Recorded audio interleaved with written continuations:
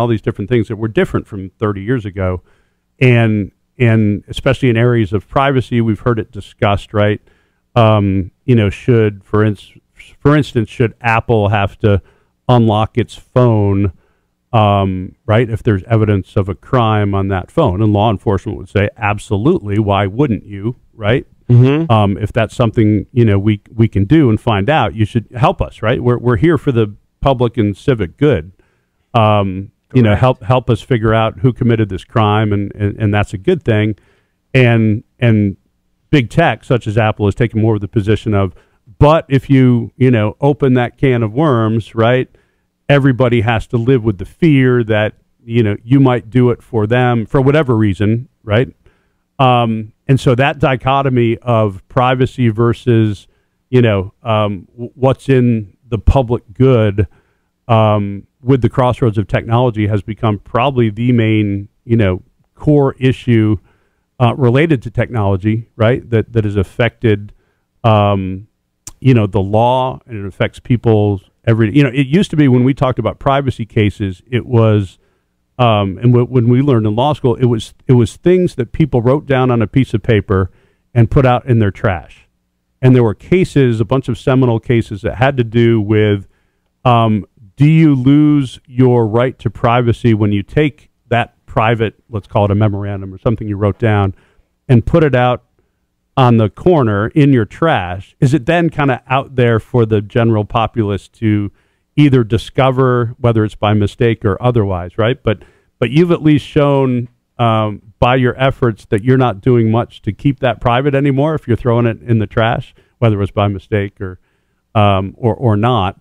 And so there were a series of cases that dealt with those and similar fact patterns, right? Conflict of justice, right? Let's put it that way. But imagine that simplicity of piece of paper in a trash barrel, and now compare it to what we have today, when we carry our mini computers around in our pocket everywhere we go, where we all, or a lot of us, have devices in our homes that we talk to and communicate with, right? That area of privacy has just grown and gotten more complicated to an amazing degree. I'm going to go for a quick song and come back with the ending of our podcast this morning. How about that? Thanks, Eddie.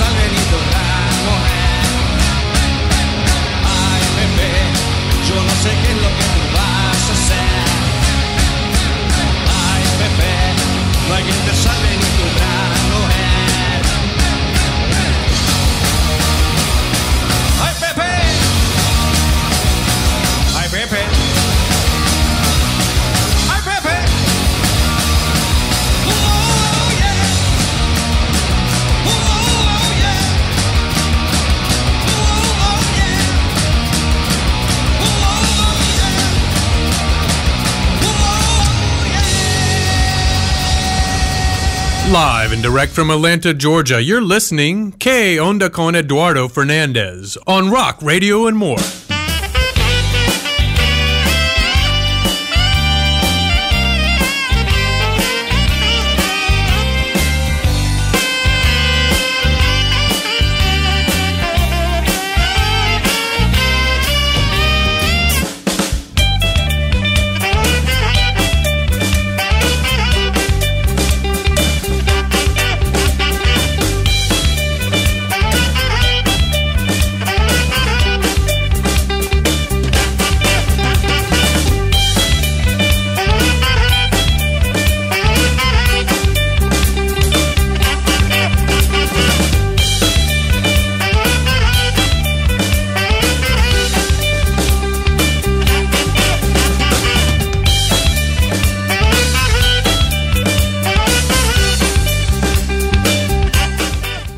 Continuamos esta mañana, este programa que es tipo entrevista, tipo podcast, porque son de esos programas que quiero tener siempre en nuestro website, porque nos enseñan de algo que sí necesitamos saber, desde la parte, por en este caso, la parte legal de nuestras vidas, que son la protección intelectual de tu propiedad.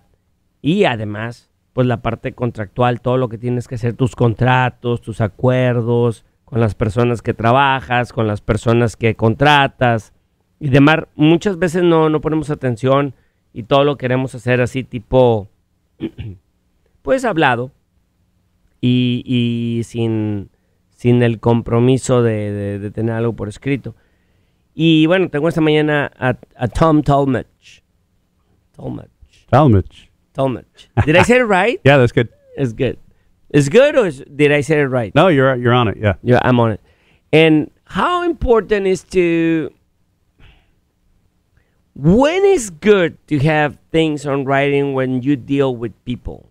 Like let's say, hey, I'm gonna hire you for doing a voiceover for me, or you have this, and sometimes we just pay and we just leave. Well, tell me about that. Yeah, and I think part of it has to be feel, but when things start to get complicated at all, or if there are rights to be protected, then I think you should be putting things to paper at that point, right? In a perfect world, for us lawyers at least, everything would have a contract that you can point to in case there's questions, right? Because it's all to cover, if there are disputes or questions on the back end. But for smaller companies, as you grow and you're starting to have some success, you're going to want to have templates in your favor, and you're going to want to have somebody on your side that can help draft and negotiate contracts that make sense for your industry. So that's what I do. I do a lot of commercial contracts,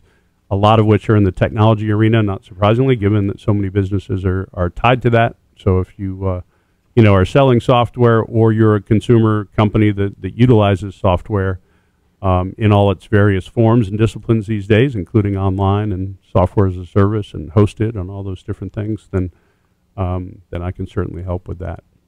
So basically, it's very important to have a written contract. It's important to have the date.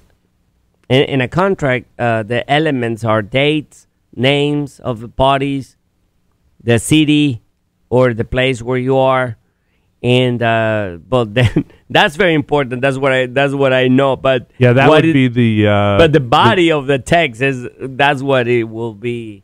Yeah, and especially in the technology arena, lots of times what you have is just kind of you have a template agreement, services agreement, or a software license agreement. And then you're able to do various projects based off of that core template agreement, right? So you may have work orders or statements of work that then hang off of that. And so that each project, however long it runs, or if you're implementing a software, or if you're giving an entity access to a software as a service that's hosted on the web, that you can then put those details in, and the important ones that commercial entities care about, right? Which is, payment milestones, And then if you're on the other side, contingencies for those. Yeah, I agree to pay you 30% of what I've agreed to, but only if the software does this or does it by such and such date, those sorts of things. And if it doesn't, let's try and talk about how that system will work, right? When can a party get more time to fix things or more time to pay? And when can the other party just say, that's it, I've had enough, we're going our separate ways? And what's the result of that, right? Is money paid back? Is credit given on something else? Do both parties just agree to walk away and take their lumps and move on?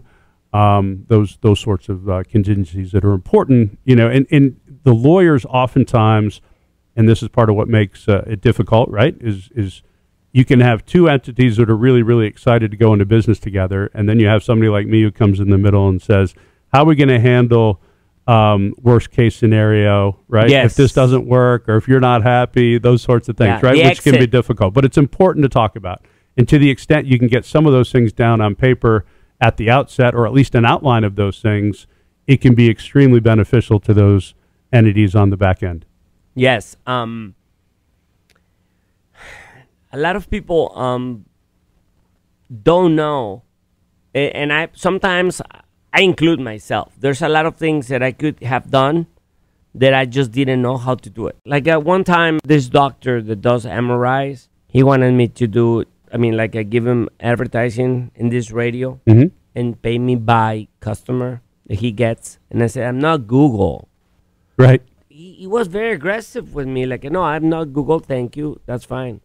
Because, no, I'll be honest with you. I'll tell you who comes from your radio. And I said, doesn't work that way. The radios, what we do is we create an image for someone. They might just forget about me, where they get it from, but they knew about you, right? And they don't go there. Seeing your face, your logo, when they Googled you, they're going to choose you, but because they have seen you somewhere. Yeah. They don't know where. So that's when you buy WSB or when you buy channel something, channel that, advertising, that you're doing mass media where you create some branding. Yeah. And so I have to explain a little bit, and still the guy did not understand. Said, "Look, man, thank you. That's fine. Don't get aggressive on me because." And it's tricky because companies.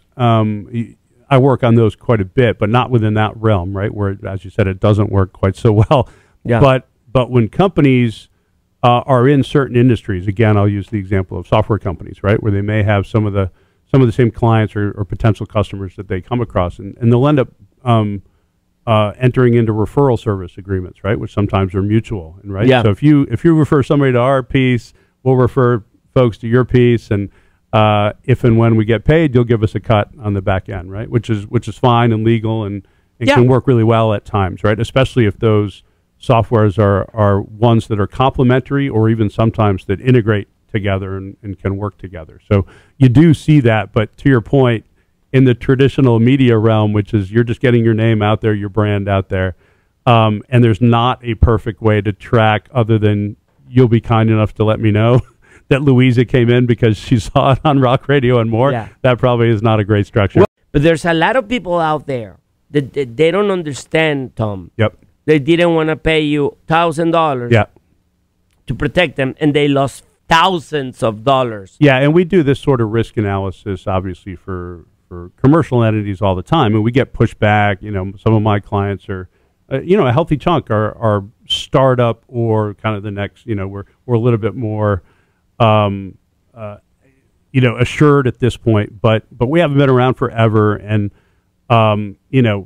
what we spend is still really, really important. It's important for all entities, but when you're some Fortune 500, right, it's not as big a deal. But at the outset, and oftentimes that can be the most important,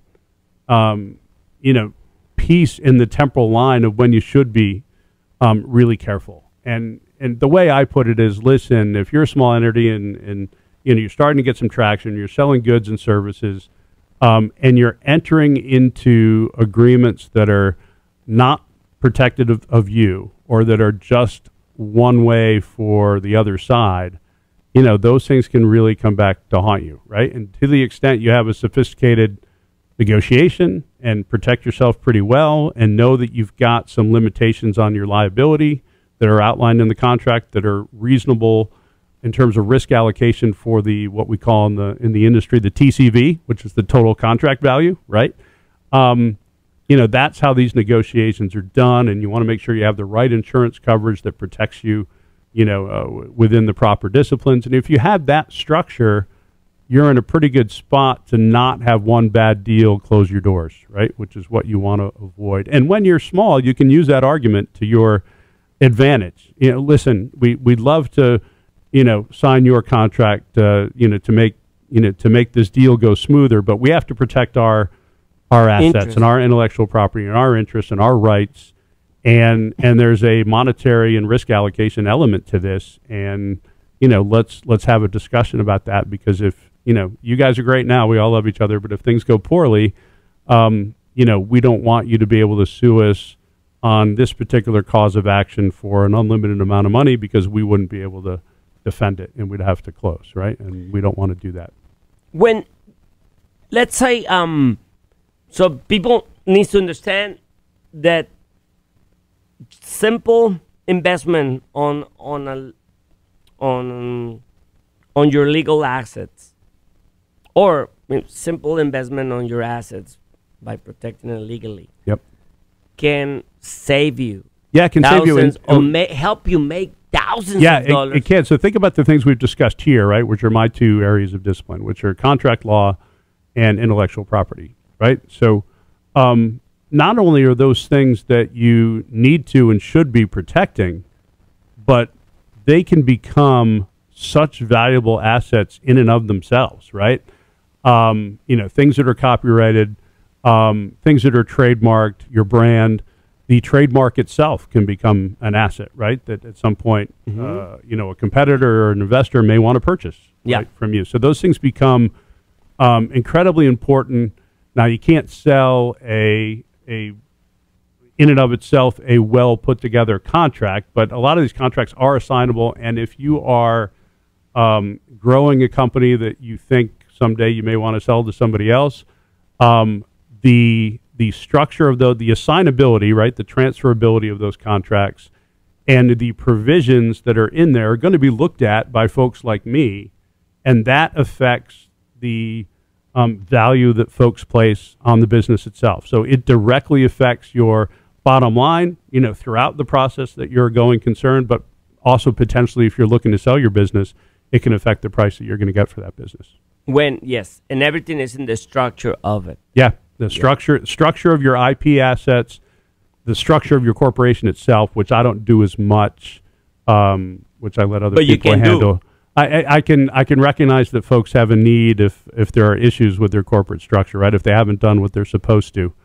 But the structure of the corporation itself, the IP assets that relate to that, which for a lot of companies is your core business, right? It's just what you do. If you sell software, you're an IP company, right? That's all you own. Yeah. Same as what you do. It's branding, it's content, right? It's placement on media. That's all IP related.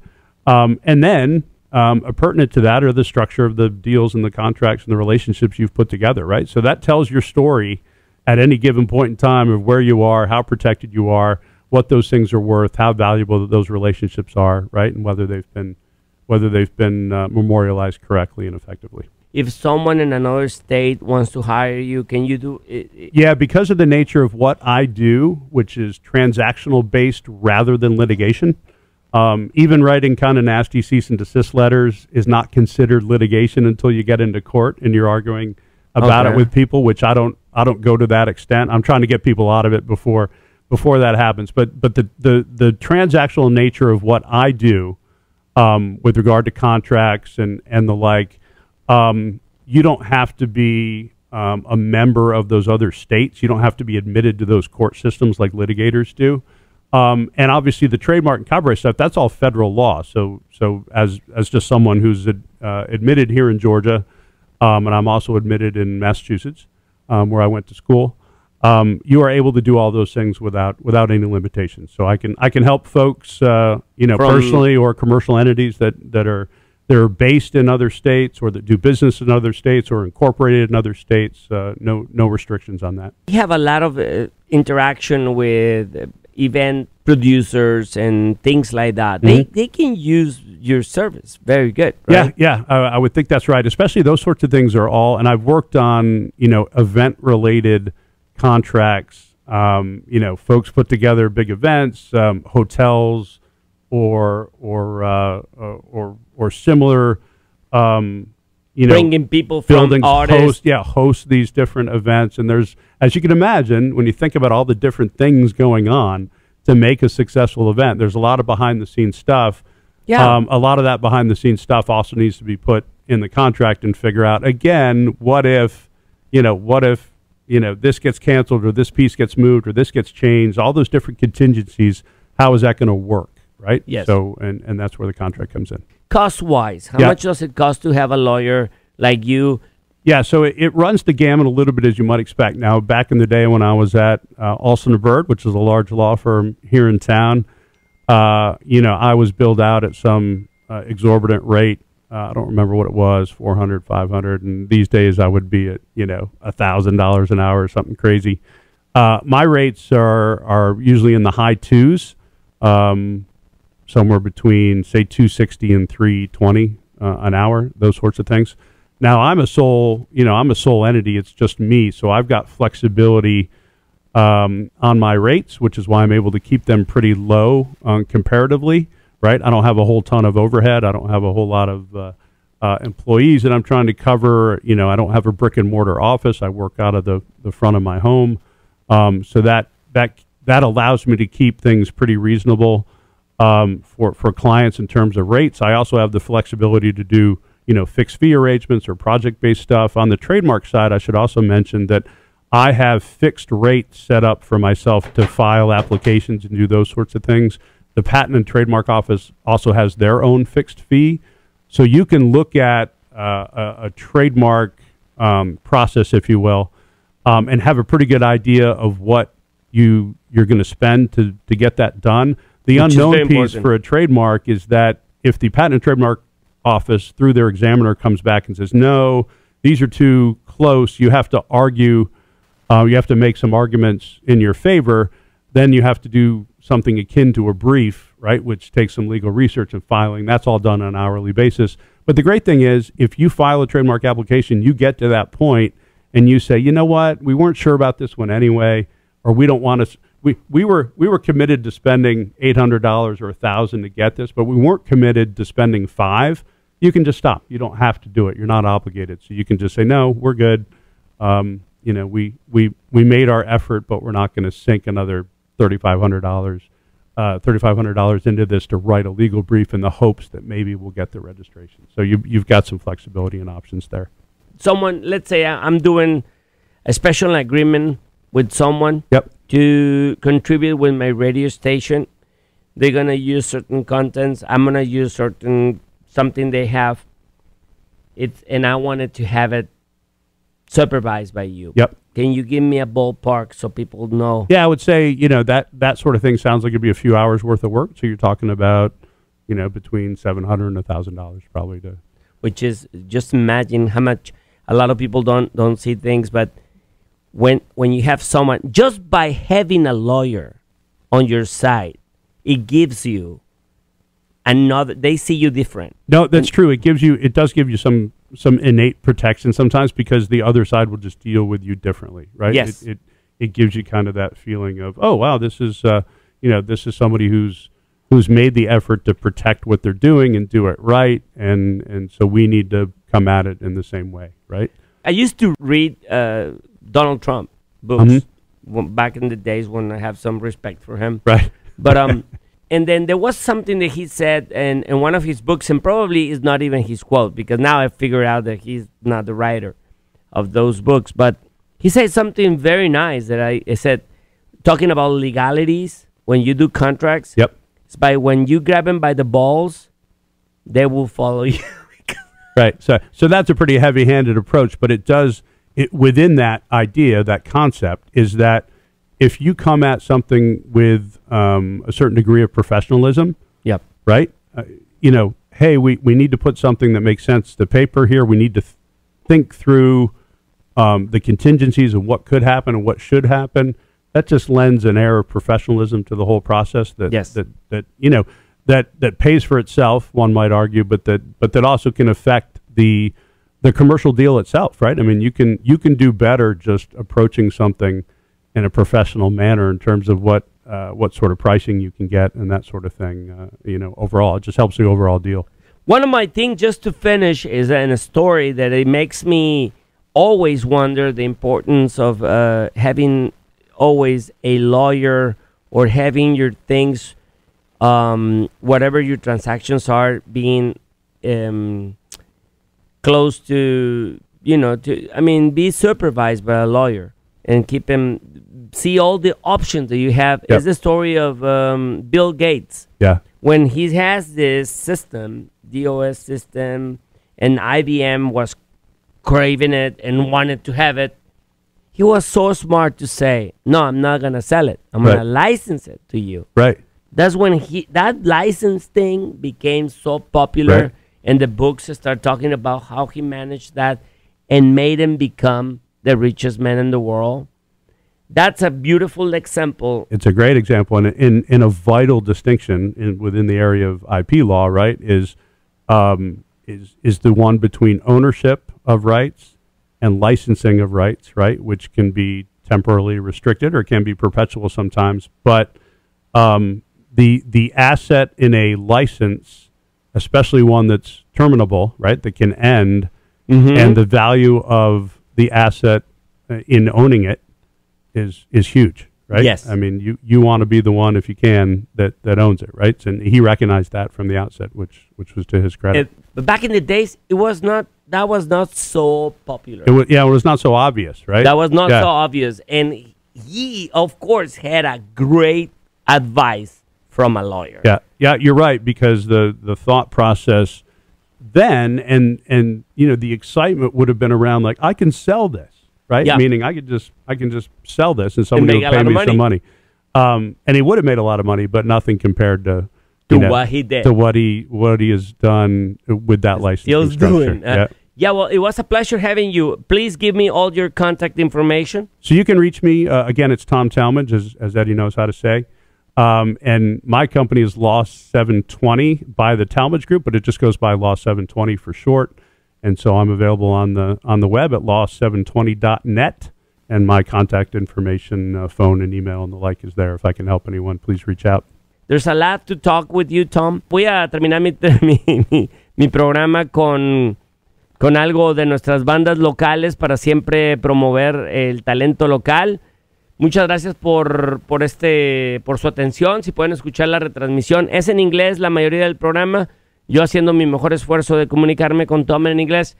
Los espero mañana. Tengo un excelente programa con Isaura Flores del grupo de chicas de Vital Balance, que están haciendo un esfuerzo grandísimo en traer bienestar a muchas familias vendiendo estos productos como el CBD Oil, la pomada de CBD también, y entre otros productos. No se lo pierdan, va a estar con madre, va a ser en español y también voy a tener mucha música.